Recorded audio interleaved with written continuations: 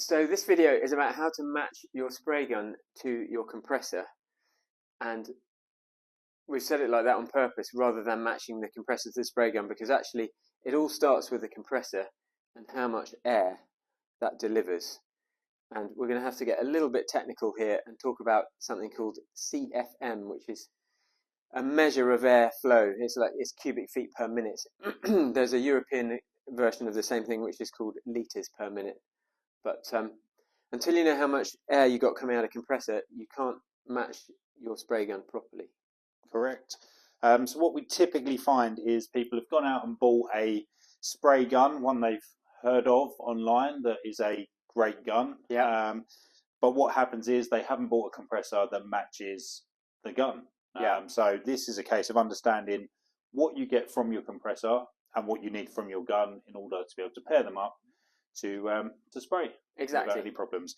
So a typical thing that comes up is that people will buy a gun for spraying uPVC, and they will spray a garage door, and while they're going across a big area, at some point there isn't enough air from the compressor to keep the gun powered. That pressure starts to drop, the fan size starts to drop, the paint flow starts to drop, and all of a sudden you end up with streaks on the surface that you're trying to spray.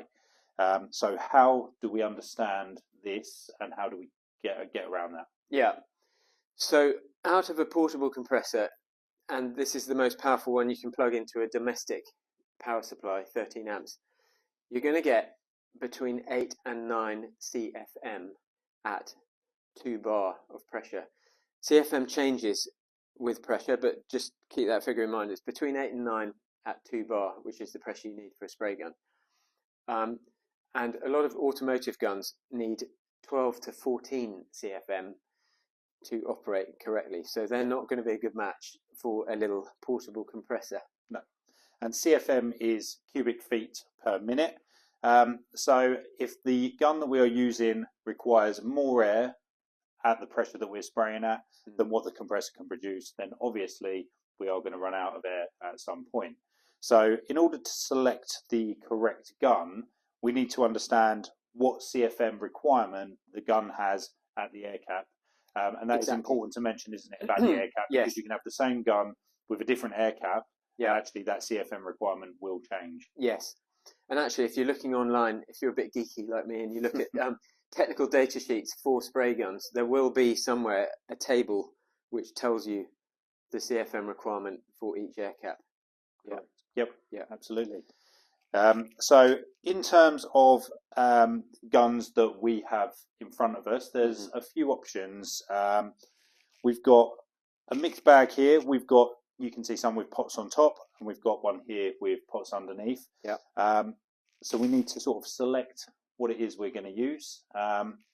What can you tell me about these different containers that we've got here? Okay, so two different types of gun.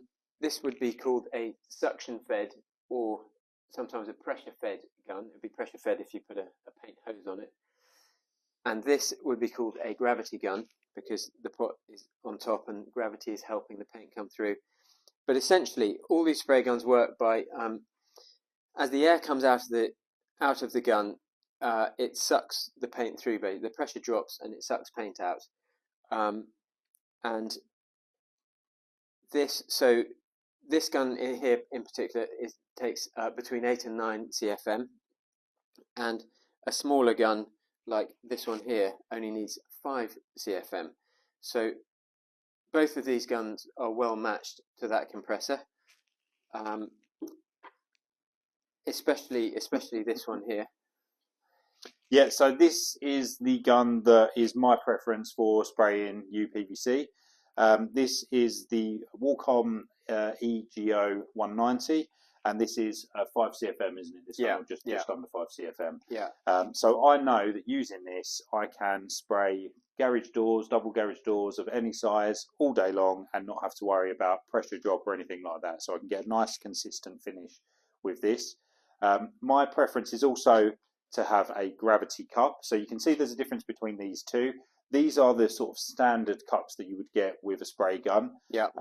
We'll talk a little bit more in a minute about the conversion that I've made to mine.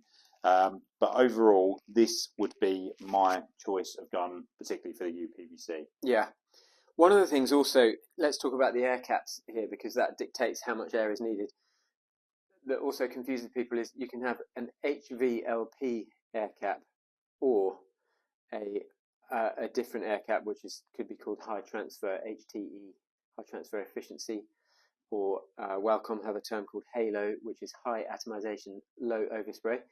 But an HVLP air cap will take a lot more air consumption than a low pressure air cap. Mm-hmm. And a lot of people get confused because an HVLP gun is not always one that runs off a turbine, which is something we're used to as decorators. Yep.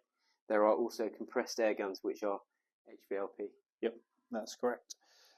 So what is the difference between the suction and the gravity pot on the guns? How does that affect how the paint reaches the end of the gun? Yes, so on both guns there is an element of the paint being sucked out because the pressure drops as it comes out of the gun. With a gravity gun, it's assisted by gravity and also has a suction. But other than that, it can come down to personal preference actually, because obviously with a gravity gun the pot is on the top, and this is good for spraying on workshop twirly table benches, because there's nothing underneath to hit the workpiece. Some people prefer them anyway. A lot of automotive sprayers would have a gravity gun. Yep. A pressure fed or a suction cup gun could be more useful on site sometimes for getting into corners, because you can reach deeper into a corner without having a pot on top. It comes down to personal preference, I think, as well as the paint feed. Yep. So in terms of the gravity guns, there are a couple of issues with these when you are spraying on site. So the paint goes into the top here, and there is a hole in the top of these cups, and that allows the airflow to go through there, while gravity, the weight of the paint, allows that out. Now, if the hole is sealed or blocked or anything like that, it can create a vacuum in the pot and it stops that paint from flowing out. So you imagine we're on site and we're doing uPVC, we need to get under the windowsill. Yeah. All of a sudden, it's very, very difficult to keep that paint from going to the top of that pot.